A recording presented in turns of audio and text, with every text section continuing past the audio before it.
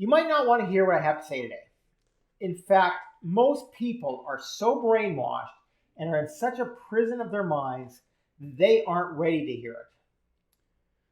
But if you want to make the world a better place, and you honestly feel that way, this really could be the most freeing expose you've ever heard.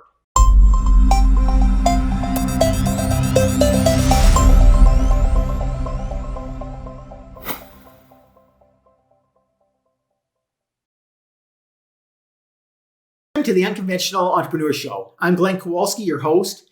Every week on this channel, you're going to find new videos to help liberty-minded entrepreneurs and investors just like you find more personal, financial, and location independence. So be sure to click the subscribe and the notification buttons so you never miss your chance to find more freedom in this unfree world. Because today I'm going to tell you how avoiding and even evading taxes doesn't only help you save money, it actually creates a better world. Now, before I continue, I gotta state, for the record, I will never, ever, ever, ever recommend that you evade taxes.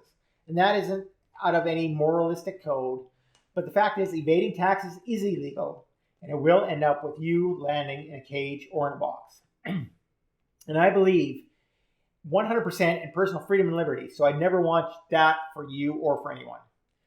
Besides, it's not necessary, because tax avoidance is legal, and it helps you and your fellow man just as much as evasion would, but without that risk. I'm going to talk about that a little bit more later, but recently I read an article by Tim Worstell in Forbes. I'll link the article below. Now, Mr. Worstell and I seem to have very different political views, but we agree that there are two different views of government. In one view, everything the government does is beneficial, and any attempt at all to limit its power and its scope is detrimental to society. I know if you're watching this video, you don't believe that, so I'm not even going to talk about that, even though I know people in that boat.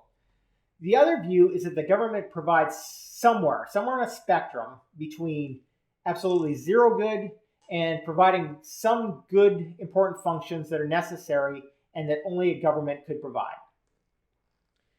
But no matter where you find yourself on that spectrum, you're going to see that, a large part of government is also dedicated to things that it really shouldn't do at all. No matter how much you love the government, I'm sure that you can agree with that, because really, if the government didn't do things that you didn't agree with, we'd never need to vote. It would just always operate, right?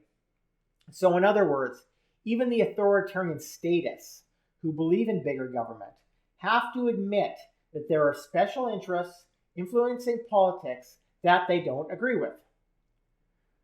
The Forbes article actually quotes from a study in the Library of Economics and Liberty, where they explain what's something called public choice theory. Public choice theory was developed in the last half of the 20th century. The theory states that individuals who run the state, mainly politicians and bureaucrats, are, just like ordinary individuals, motivated by self-interest. Their interests are generally served by expanding the power and the scope of the government. Politicians do this by providing a large number of private goods and privileges for the benefit of supporting clienteles. Bureaucrats expand the size of their bureaus.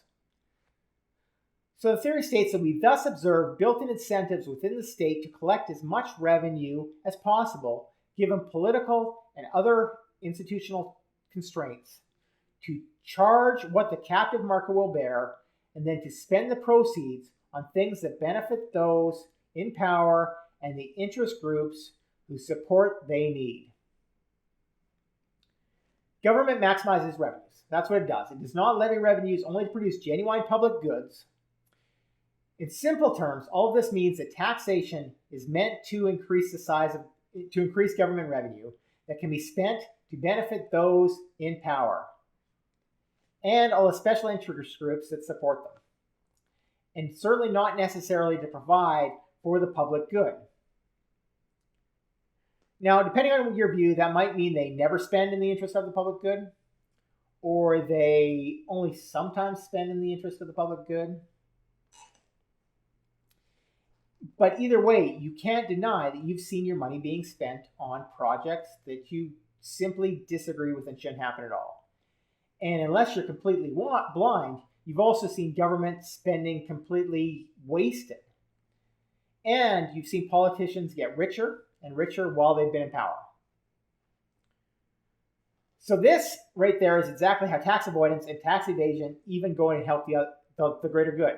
By limiting the amount of tax revenue that's being fed into the belly of this Leviathan all-powerful government, you're actually helping to limit their ability to go out there and raise more taxes. And by doing that, you're indirectly helping others avoid the politicians' sticky fingers and keep more of their own savings as well. This is truly powerful because, as you already know, when people have more, they spend more. And the economy, along with the quality of life of everybody in it, improves.